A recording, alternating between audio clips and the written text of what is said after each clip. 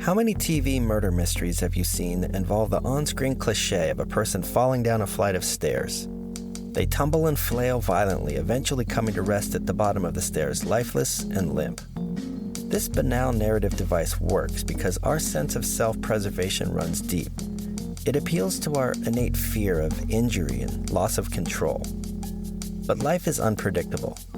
Most of us spend our days avoiding danger and mitigating risk. Our guest today has made a career out of flirting with both of them. His graceful navigation of handrails, banks, and ledges on a skateboard is mesmerizing, and he's regularly just one mistake away from a life-altering encounter with the concrete below him. Those of us that are inherently risk-averse might consider this type of behavior to be the actions of a daredevil. But they're wrong. There's an element of preparedness that can't be discounted. Don't confuse cavorting with danger with recklessness. He's disciplined, meticulous, cautious, and calculated. So how can slamming your body onto the hot concrete of a San Fernando Valley parking lot 50 times in a row better prepare you for the challenges that life presents? We'll find out as we sit down with one of the most accomplished action sports stars of all time to discuss failure, getting ready for life's second act, and what metrics to use to define personal success. Today, skateboarder, actor, Nike shoe designer, and the self-described most unextreme human in the world, Mr. Paul Rodriguez. All right, Paul Rodriguez, good to see you, man. Thanks for sitting down. See you. Of course, my pleasure. Thank you for having me. Have you been hanging in there okay? You've been getting some sunshine and some fresh air? Yeah, I've been fantastic, man. Skateboarding, eating food, enjoying summer, swimming. Yeah. You've been getting to get outside a little bit more since last time we spoke? I have started going out a little bit more, but now the things are kind of seeming to respike. I'm getting a little nervous again. So it's crazy. I'm going to tame it back down. Yeah. I was getting out, just skating, hitting some skate spots, doing a little street skating, trying to stay away from big crowds. But that's been fun. But things seem to be kind of maybe reigniting. Yeah. So I'm probably going to have to taper back a bit, keep it close to home. But so far, so good. I got tested last week just to make sure everything was all good. So never can be too sure. Well, cool. I want to get right into it. Something pretty amazing happened in the sport of skateboarding recently, and it's also extremely topical. I just want to get your perspective. So I'm going to read sure. This is from Chad Muska. This is a quote. So okay. It's with great thought, I'd like to announce that I'm respectfully declining my induction into the Skateboarding Hall of Fame this year. I believe there's a global awakening taking place, and I find it only right and respectfully suggest that you allow Kareem Campbell to take my place. What are your thoughts on that, man?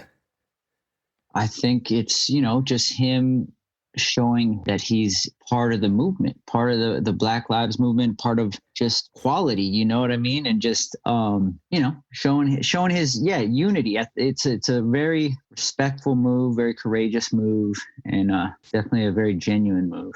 I've had the pleasure of hanging out with Chad and Kareem before together and seeing their brotherhood, their connection. It's really and it's genuine, you're saying. It's a genuine thing. Those guys are genuine friends and genuine love. But that's what I love about skateboarding in general is and I'm grateful I grew up in skateboarding because, we don't see color lines or culture lines. Appreciate the eclecticness of it and where people come from and what they bring to the skate culture. So in skateboarding itself, I haven't seen too much racism or discrimination. You found it to be pretty inclusive, since the get. Very inclusive, I'm sure there's incidents that happen, but as far as my personal experience witnessing things, it's been very inclusive, and that's one of the things I love the most about it.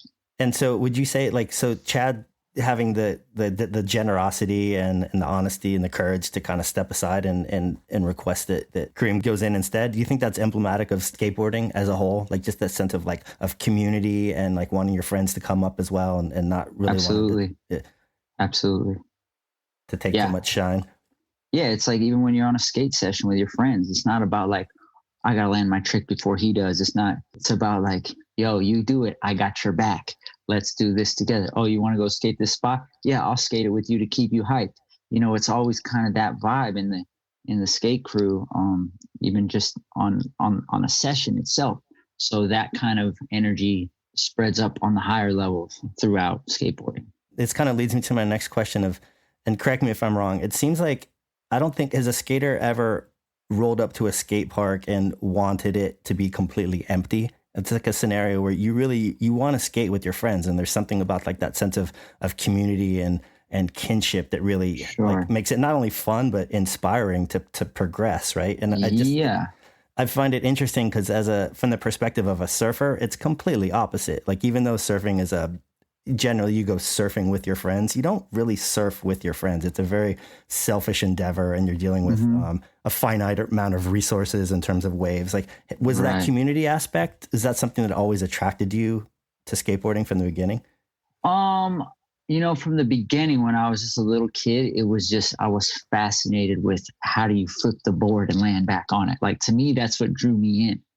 And it was a good, I guess, byproduct once I got into skateboarding and met other skaters and started skating with them.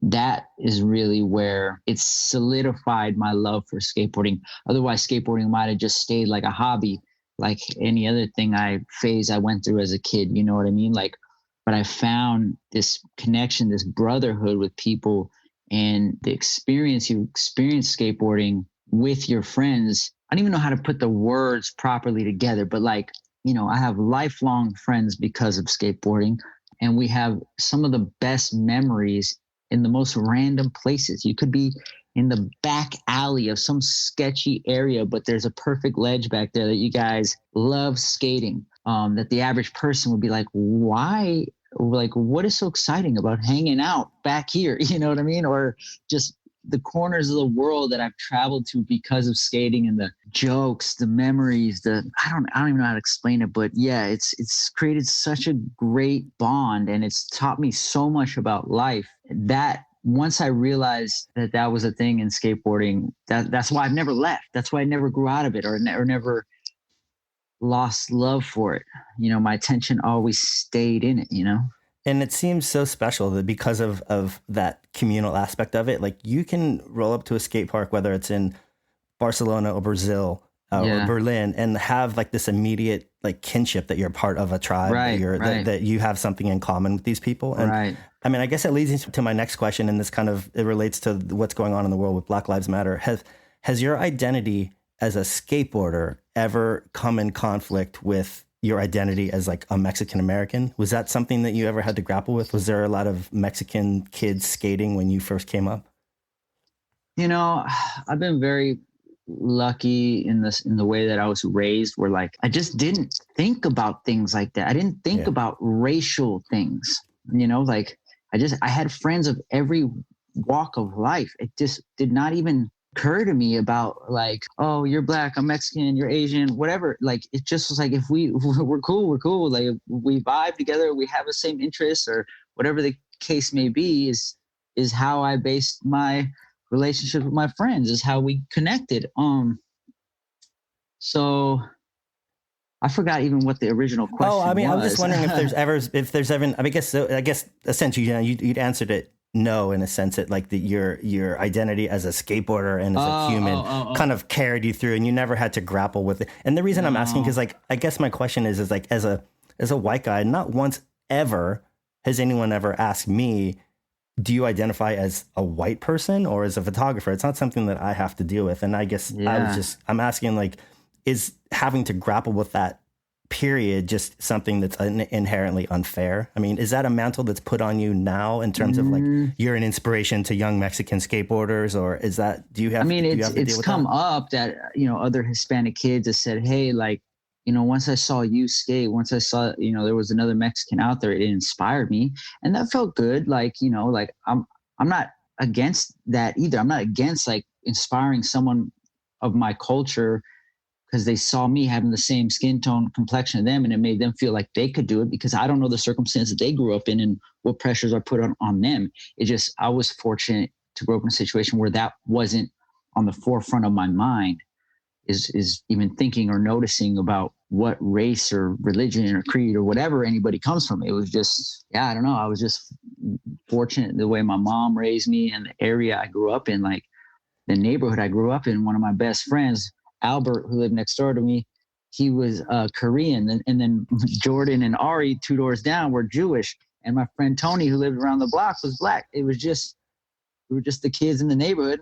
We just hung out, did normal kid stuff. So I never was in a situation where I grew up and like, this is the Mexican part of town or the black part of town, the white part of town. It was just where I grew up. It's just, everything is so intermingled that that feels normal to me. Such a great opportunity to have, a worldview that's shaped by growing up around different cultures. And, I feel the same way. Like growing up, I live on the Lower East Side. It's, statistically, I think one of the single most diverse neighborhoods on the entire globe. I mean, it's so diverse. And, I think, which doesn't mean that we all don't have like inherent stereotypes and, and biases. But I think growing up around so many different cultures, and then also within, I feel like the culture of skateboarding, you're saying it's so inclusive and it's so diverse. And I think that kind of really helps move things only forward. Thing in skateboarding we discriminate on is like, oh, that guy pushes Mongo, or,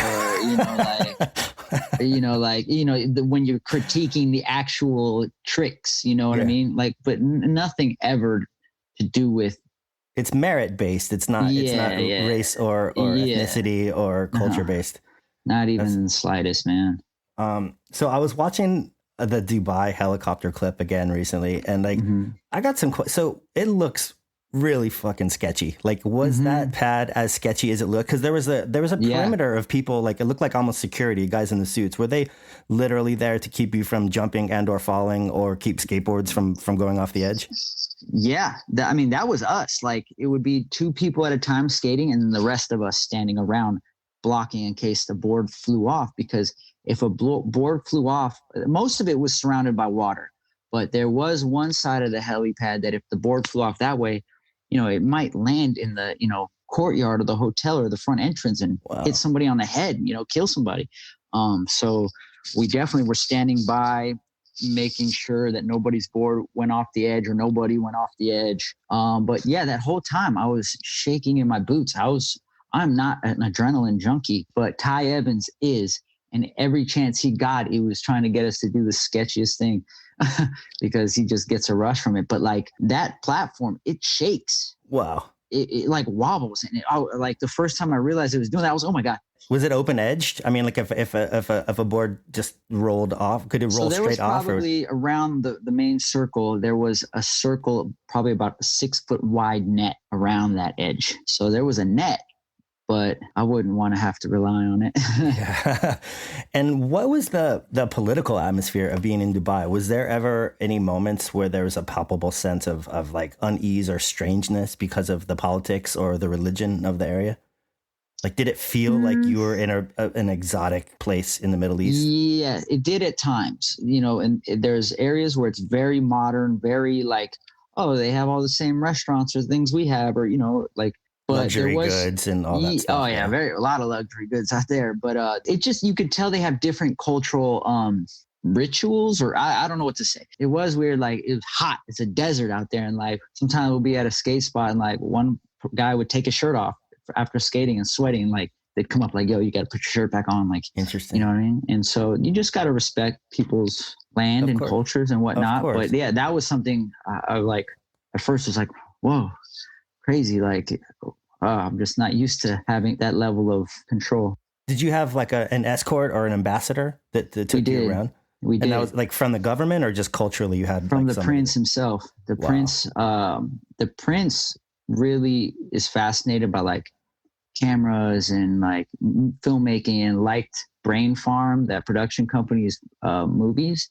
And I don't know how he found out, but once he found out that like that film was getting made and we wanted to travel the world and skate different exotic places, I guess he had somebody from his camp reach out and say, hey, please come to Dubai. Wow. We'll make it skatable wherever you want to go. We'll make sure you have access to it and everything. And they were super welcoming. And they even let us go to one of the prince's palaces, and we got to swim at his pool and his like pool house. Like, it was crazy. It was a really awesome experience. So we really were pampered out there. Like, anywhere we would go skate, any government building, whatever we saw that we wanted to skate, he would always have, there was always 2 or 3 guys from his camp escorting us everywhere. And we would just start skating. And if security guards came out like, whoa, no, these 2 guys would talk to them for like 2 minutes. And then it was just like, all right, do whatever you want. That's amazing. So you had carte blanche really to do. Yeah, we did. that's how we got to skate on top of that hotel. I forget what it's called, but we that hotel where we were skating on the helipad, it's like the only 7-star hotel in the world or something crazy like that. And like the rooms there are like average, like 15 grand a night type thing. And like the most rich and famous, important people stay there. And there's no way that anyone would have that kind of access. So Prince obviously had that access for us. And it's definitely a great experience and great memory to have now. But I was probably the only one, but I was scared up there the whole time. And we were shooting that piece for like 4 hours. Oh. But the other kids we were with, all the other guys in the film, they're all adrenaline junkies, like down to do wild stuff. And Ty would always hype everyone up. Let's do it. And I'd be the only one like, oh my God. That's pretty funny. I think a lot of people would be surprised to hear you not consider yourself an adrenaline junkie. I mean, so how do you account for what you do on your skateboard? It is weird. Yeah. I've actually thought about that before. Like, it's calculated risk and skill and for sure. Not adrenaline. No. I've actually like wondered, like, how did I end up being a skateboarder or like an extreme sport guy? I'm the least extreme human. I don't know. I just fell in love with it. And I won't jump down something or stairs or rails unless I feel very confident in my ability to do it. I'm thought out. I'm not just spur of the moment, kind of like, let's just try it and see what happens, which has been a gift and a curse. And so how did the location for the helipad come about? Was that something they suggested or something that the production had known about and requested access to? I'm not exactly sure. I'm sure Ty Evans and his group of producers, before we did anything, they spent, I forget however long, I think a whole year traveling the world and going to these spots that we were going to go to and kind of like planning out what we were going to be doing out there. And so Ty thinks big and he has big, crazy ideas. So he probably just asked for the most extreme things he could think of and see what he can get away with. And so we did that. And then we went on top of the Burj Khalifa, which was so tall. I was like having I think anxiety just watching it. Yeah, I was having anxiety up there, and I was in a building, but even on the balcony, you're so high, there's no other building or structure or anything even close to your level. So you're just up there. And I was still like, I was scared of those heights for sure. By the end of that trip, I kind of was like a little shell shocked. Did you feel that you had, you felt like a pretty legitimate Dubai experience, or was it like curated? Because you always hear these crazy stories. I'm not to compare the two places, but you hear about crazy stories about people going to North Korea and there's like towns that it's just like a facade with like people dressed. And I mean, did you get a sense that you really were free, obviously to skate wherever you wanted within reason, but in terms of like experiencing or integrating with the people there, were you? Yeah, we did. Cause we got to go out and see some nightlife or just cruise the city, go to the mall and just do like, normal touristy type stuff, but we got to do it in such a very pampered way. So yeah, I didn't experience it in the way that like, it was like just you, me and a few buddies. Hey, let's just go there for vacation and check it out. Yeah. I actually, got spoiled and got to experience it in a way that probably few get to experience. So yeah, my first experience probably spoiled me. Did you find it ironic that you got carte blanche from essentially like the government or the prince to skate wherever you want? And then, growing up, or especially a lot of kids today, like they get harassed for skating down, at their local courthouse or whatever. Did you find that strange? It was definitely a unique feeling, for sure. Like, like you said, you spend so much time getting run out and kicked out of places that to have somebody just give you all access to a whole country basically was just unreal. And I don't know that I'll ever have that type of experience again. So it was definitely something I savored. That's pretty cool. Well, it's been such an insane year, 2020 for so many reasons. And I know, last time we spoke, we talked about this a little bit, but it just seems almost inconceivable that the passing of Kobe Bryant was only 5-6 months ago. I mean, it seems like a world away. And 2020 has been its own decade. It's so crazy. So, I mean, I know you had a really interesting and unique relationship with him and had some pretty special encounters. Is there anything about Kobe off the court that you'd want the public to know? Is there anything about him just as a man that's emblematic of what a person he was? I wish I did, because I didn't know Kobe on that much of a personal level. I got to hang out with him probably 10, 12 times over the years. But I mean, is there anything you can glean from your experiences with him that speaks to his character? Well, the first time I met him, it was at a Nike event. I think Serena was there, myself, Kobe. It was like some of Nike's Los Angeles athletes. And I got asked to come down to it. And I was sitting in the little green room, and somebody, a Nike, like a handler, came in and said, "Hey, Kobe would like to meet you. You want to come over and say hi to him?" Like, yeah. So it was cool that he was like interested in meeting me. And he just told me like, "Hey man, respect what you do, man. I tried to skate, man, but I busted my ass and that was it. I was done." And I was just like, damn, like that's really crazy. Or one time he came to the Maloof Money Cup contest and watched the contest. So that's pretty special. Your first interaction was him wanting to meet you, essentially. Not the other way around. That's pretty cool. It was definitely a very, very cool moment. I mean, I got to be in his in one of his shoe commercials with like Kanye was in it, and a bunch of other Jerry Rice and a bunch of actually famous people. So I got to actually get in there and then hang out with him on set and just talk. He was just cool, man. He was just here's what I'll say is, I think my experience with him, I think he was aware of what he meant to people and what people feel about him. Like everybody's around him, he's a superhero and everybody looks up to him and just is so honored to be around him, that I think he understood what the responsibility was of that, being in that position. And I think he took it seriously. Like he took his time to like, he wasn't cocky or anything. He didn't like flaunt like, yeah, I know I'm the guy. No, but a lot of people can't handle that, or they find it antagonistic, to always have to grapple with that. And I think he just understood what he meant to people. And I think he, like, my experience in witnessing him and seeing him, because I seen him one time at a basketball camp talking to, young upcoming athletes, like that the care he took in like his individual interactions with people, fans, from what I personally witnessed was pretty spectacular. And I feel like he just understood what he means to people, and he respected that position. He understood that he had this huge gift that he could give to kids. It takes a relatively small amount of time out of his day. I mean, obviously, collectively, he has to deal with that every day of his life, but just the power that one intimate moment can have with that person is like, and that's the thing. Not even kids, like grown men. Like if you're around, like for instance, after his passing, and I would see in Instagram all these people who would post photos with Kobe or whatever. Like even if you're a grown man, celebrity in your own right, people look up to you. Every photo I see and people with him were like, it's like you're a little kid when you go to the mall to sit on Santa Claus' lap. You're just like, giddy and like excited, that, so I think it's just not only just fans and kids, like no matter who you are, like there's not too many human beings like that like transcend what they do and inspire anybody. Like his work ethic and attention to detail and dedication to his craft is contagious, no matter what your craft. Even if you don't play basketball or follow basketball, like you still know what he means to it. And you still know he's just known for his insane work ethic and competitiveness and drive, that like anybody could take that and be inspired by that to apply that in their own field.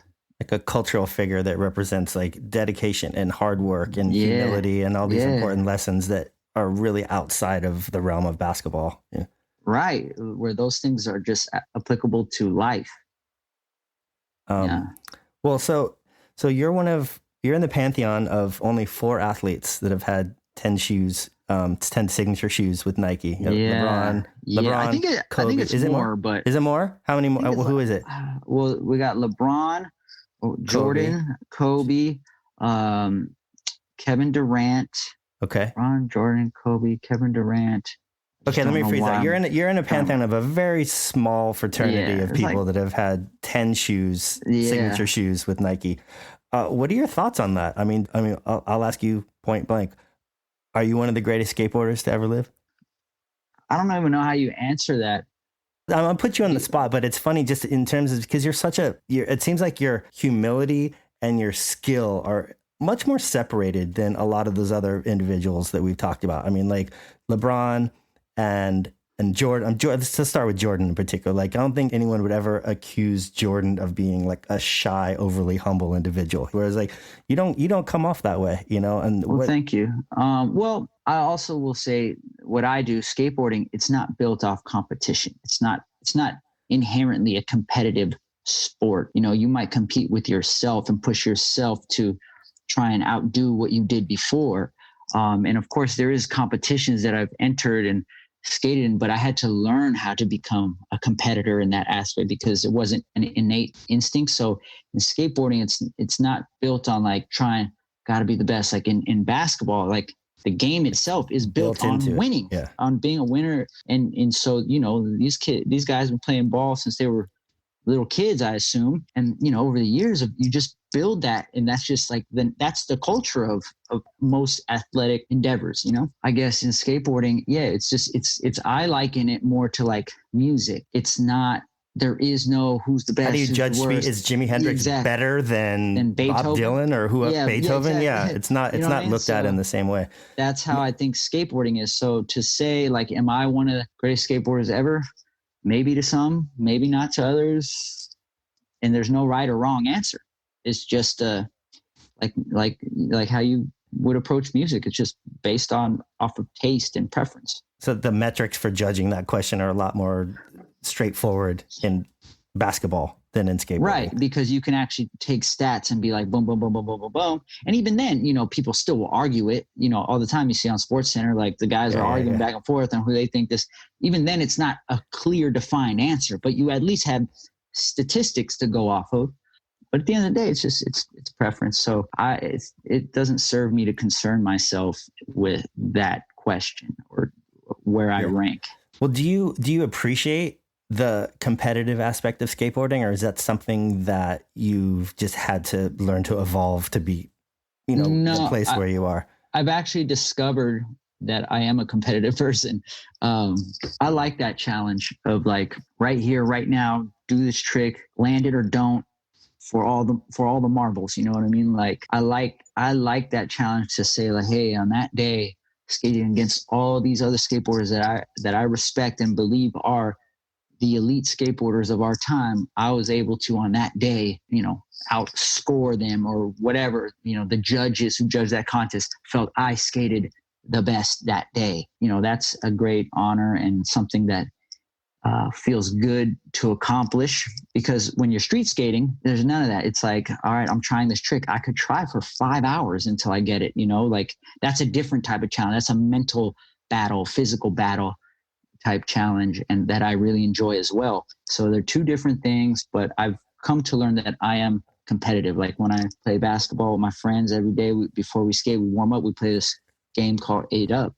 And I'm super competitive with that. And in that, I will not be humble. I will talk shit because that's just the fun of it with your friends. Like if I don't know you that well, I probably won't talk shit with you. But like if you're with your people or like, you know, just anything. If I'm playing beer pong, I want to win. I want to stomp you, you know, I want, you know, like, so yeah, it's when it's something that's not important, you know, like I'll be competitive for the fun of the moment.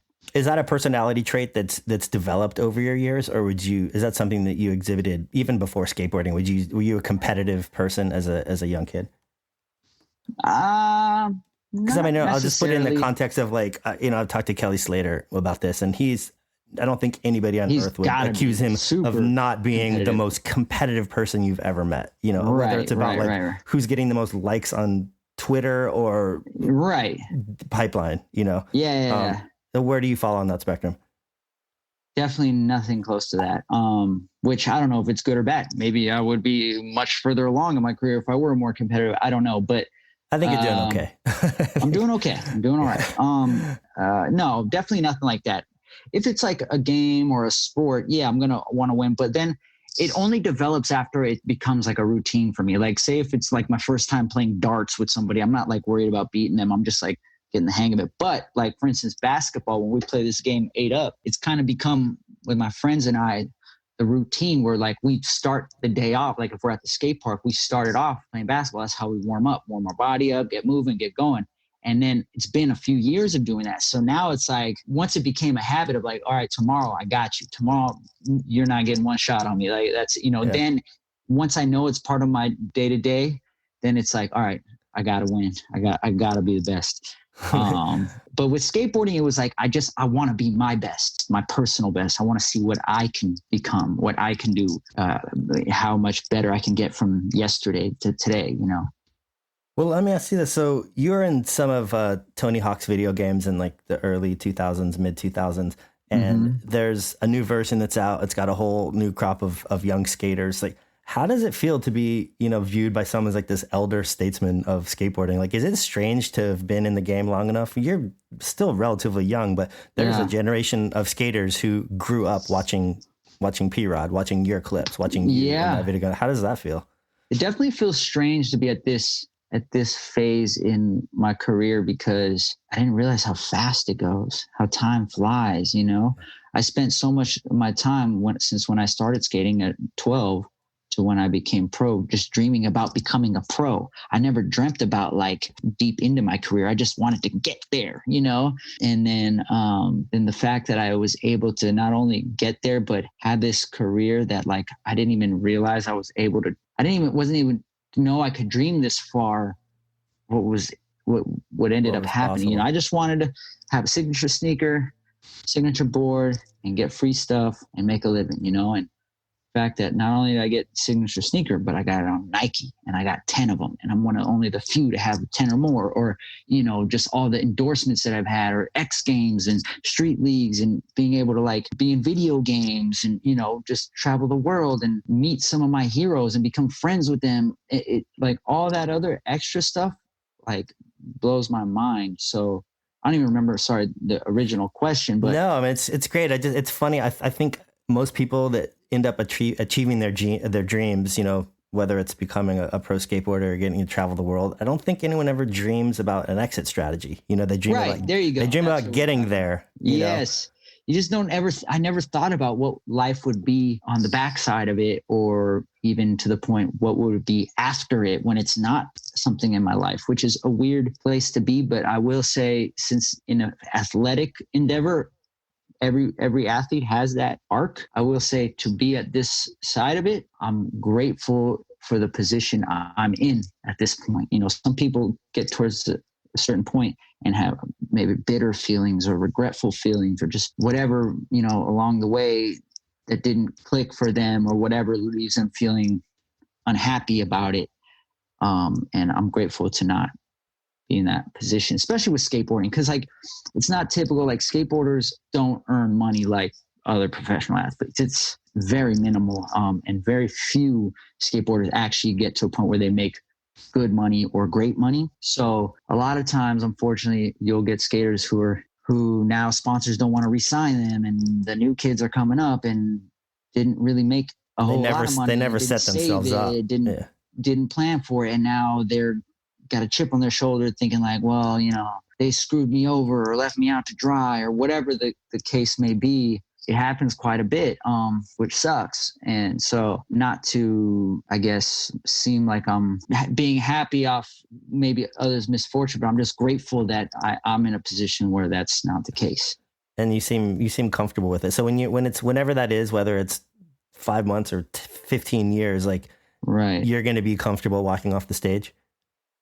I won't want to, as far as desire goes, but yes. But you'll feel fulfilled, and you won't have regrets. I will feel fulfilled, but I will want to have something else that I can put my energy to, that I am just as passionate and love just as much. Because I think for me, that's what makes me happy in life, is like having a craft to put myself into, my energy into. Well, do you have something that is going to be able to fill that void of, like you mentioned, trying one trick for 5 hours and having the dedication and the drive and the persistence to do that? Do you have something else in your life that is going to take that place? Yeah. So like the last 3 years I've been studying acting, going to acting school, acting class, whatever. And, even now I have agent, manager, and I go on auditions and stuff. So I haven't fully just dedicated all my time to like really honing that craft because I'm still so in love with skateboarding and want to make sure that I squeeze every ounce of my youth or physical abilities. I leave it all on the court for skateboarding. So as that kind of gets to the point where I have to professionally walk away and not do it on a high level, I see myself really going into like, all right, let me put that same energy into like learning the craft of acting, the art of acting, and getting into that. So it's been really fun, and I'm glad I started it when I did, so that way it wasn't just like skateboarding's over, now I got to start from scratch at this, you know what I mean? Like it's a gradually growing into it type thing. You know? And how is your acting career, how has it been perceived by the industry? Like, do you feel like the roles that you've gone out for have been, I mean, obviously you got to start off small, but have they been things that have interested you, or have you met this resistance of, oh, we got this great role of like an action sports star, he's going to be on Ballers? Or, I mean, have you been typecast, or are they people have been genuinely receptive to letting you be an actual actor and not like kind of playing yourself? Yeah, my agent sends me all kinds of roles, but it's good because I'm not well known enough to the point where like most of the time, like people in the acting, they have you're not well known enough to be typecast. Yeah, as there's Paul no Rodriguez. idea who I am. It's not like I was, you know, coming from this world and everybody knows who I am, and there's no hiding about it. It's you're just another guy in Hollywood going out for an audition. You know what I mean? So there's pros and cons to that. And I'm lucky that I'm in a position where I can take my time to learn it, study it, and be picky about like, maybe I won't go out on that audition for that role. It's just not something I'm into or whatever. I mean, for the most part, I just go on every audition for the reps, to get my reps in for the practice.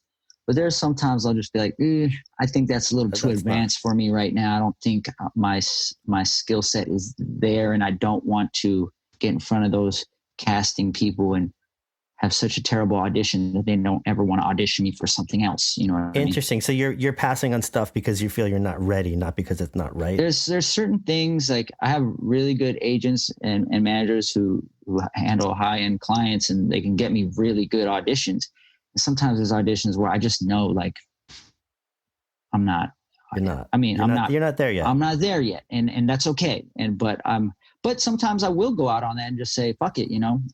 I'll go. I don't care, you know, but I try and gauge it and be like, well, I don't want to ruin a potential future audition with these people if I do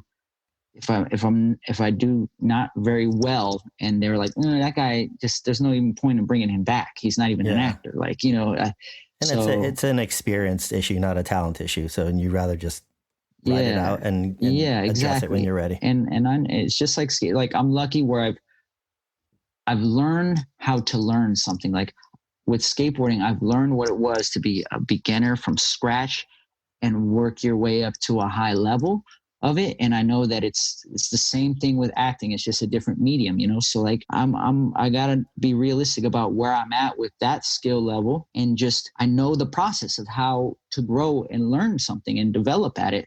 So I'm just doing it. I'm going through it.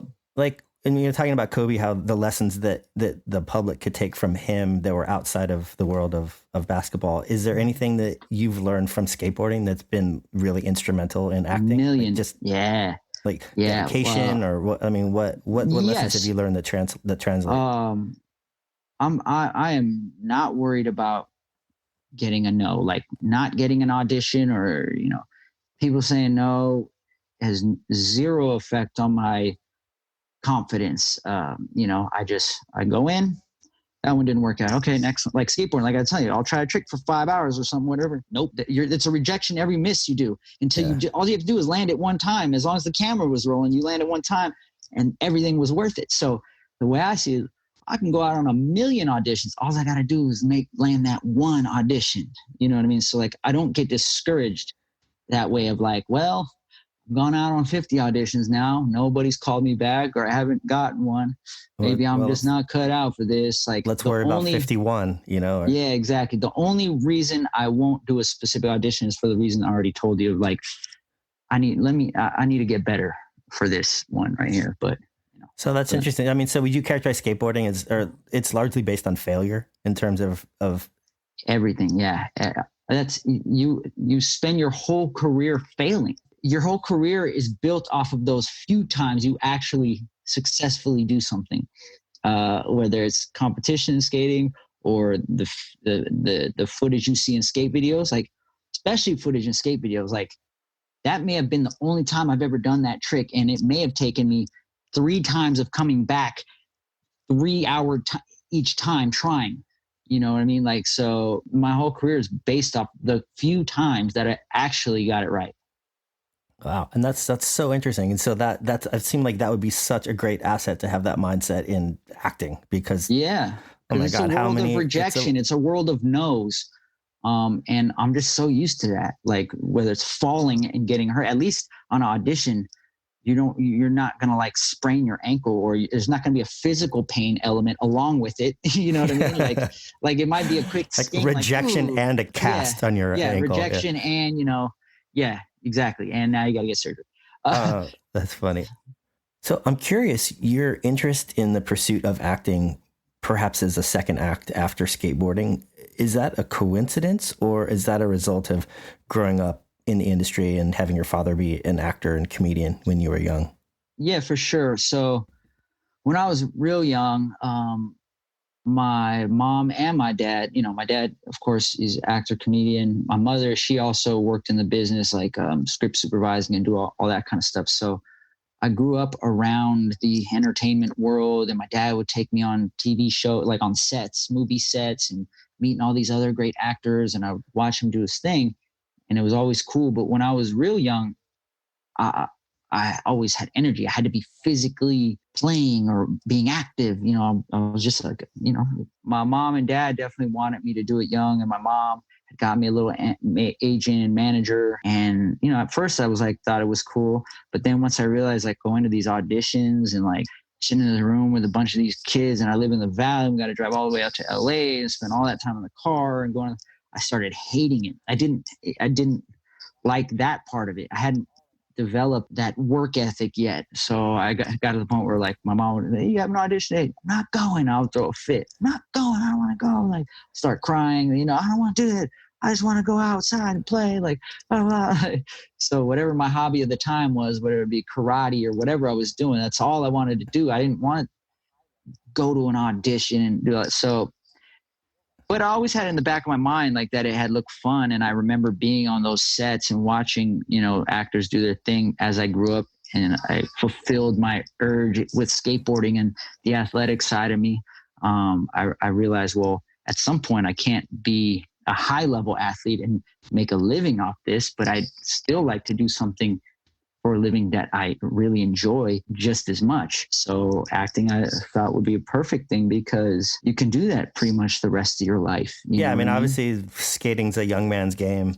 Right. Music is a young man's game. Almost all of the creative endeavors, for the most part, except for maybe acting, directing, writing, but everything else. I would challenge you on music. Music's not necessarily a young man's game. You got people who are still going. True. No, I agree. But in terms of, I'd say the industry definitely is a young man's game, especially now more than ever. When you pop music. Let's say pop music, which isn't to say that there aren't people that are still making great music, but I think as a commercial art form, it's sure. But I think that is so cool that you were able to take the time to have this skateboarding career and then put acting in a place that is going to come to the forefront when you want it. Do you ever think about how your life would have turned out different if you were a child star instead of... Yeah, I don't know. Maybe I'd be real messed up in the head, or I'd be strung out, or maybe I wouldn't. Maybe I would have become like how Leo became, you know what I mean? Like, he started young and grew up into, who knows? Yeah. Or maybe I wouldn't have gone anywhere. You know what I mean? Like, maybe nothing would have happened. But yeah, man, I thank God. I thank God every day. Like, I sit back and I think of how my life has kind of happened and been happening and continues to happen. And I mean, I'm not one to push religion or religious things, but I believe in God. And man, I feel like I see His hand, or I see God's hands in the way my life turns out every day. So for me, it's just really cool to experience that. And also with the acting, like it would have been cool, made it happen, whatever. But there was also that part of me, even as a young kid, I understood it. I just didn't know how to verbalize it. But like to have like I was able just to get an agent and a manager as a kid because my dad, like, here you go, you got an agent and manager. Like kids and other actors, I go to acting class, like it's so hard for them just to get to the point of getting an agent who will send them to auditions, let alone getting to go to let alone the audition process. Like just getting to the point to getting to an audition is a grind in itself, and getting into the SAG union and all that. And I've been in SAG since I was 10 years old, and I was immediately able to get an agent. You know what I mean? So I have been very gifted. So I think if I had become a successful actor as a kid, there'd be a part of me that always knew that there'd be an asterisk next to it. Always knew like, well, my family ushered me into it, and that gave me such a leg up. But the part I'm so grateful about skateboarding is like I had to do that from scratch. Like I had to do that from no connections to nobody. And it's funny, people have actually told me that, like, yo, you just where you're at because of your dad. But I'm like, dog, like if you can't skate, you can't skate. Like nobody can fake that for you. Like, you know what I mean? Like if you ain't got the moves, you ain't got the moves. It's just, it is what it is. Yeah. So that part makes me feel proud knowing that, like, all right, I made my own way.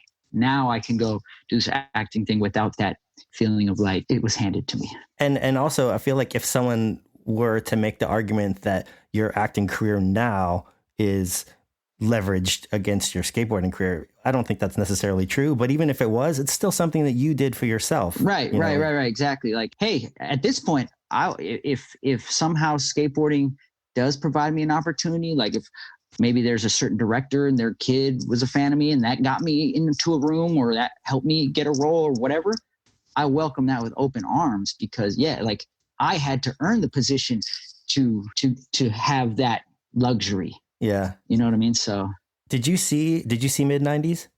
I did. Yeah. What did you think of it? I thought it was just great. I thought it was terrific. Do you feel that really captured the kind of community that we talked about earlier in this conversation? Totally. And it was also like in a good way, almost hard to watch because it was like emotional for me because there were certain parts of it where like, that's me. I live that. Like, you know what I mean? So it was like hard for me to watch in the sense of like, it made me want to cry because like, it wasn't, I wish I missed those times. How did my life just flash by so fast? Like, I need that back, Yeah. And it was really a sweet movie. It just makes you think of those times where, the most important, looking back on your life, or like, God, at some point in life, the most important thing in your entire life was like what your friends were doing and what you were going to do that night. Like that's it, such a simple time, but it was like, it doesn't make it any less real at the time. Like that was your life, Right. Just the same as like right now, there might be certain things we think is important in our life, but maybe when we get, God willing, when we live super long lives and we're on our deathbed and we think back like, I can't believe I was stressed about that one thing or whatever. Yeah, like, what does it matter now? You know what minor. I mean? Like, so, yeah. I think COVID helped put a lot of things in perspective. This is true as well. This is very true as well. Well, listen, I thank you so much for sitting down, man. And I always like to end the podcast, and we've gotten to, get inside your head and talk about you and your career. We always like to give guests an opportunity to plug something that's inspiring them, whether it's like a movie or a book or another skateboarder. Is there anything that's really inspiring you that you want to shout out and give a little light to? I definitely always draw inspiration from a lot of sources. So I don't necessarily have a specific. Just anything. Is there a movie, a book, any music that is really? My favorite movie is Forrest Gump. Okay. Forrest Gump. I think he's inspiring. I think that character is inspiring. Forrest Gump. That's a great answer.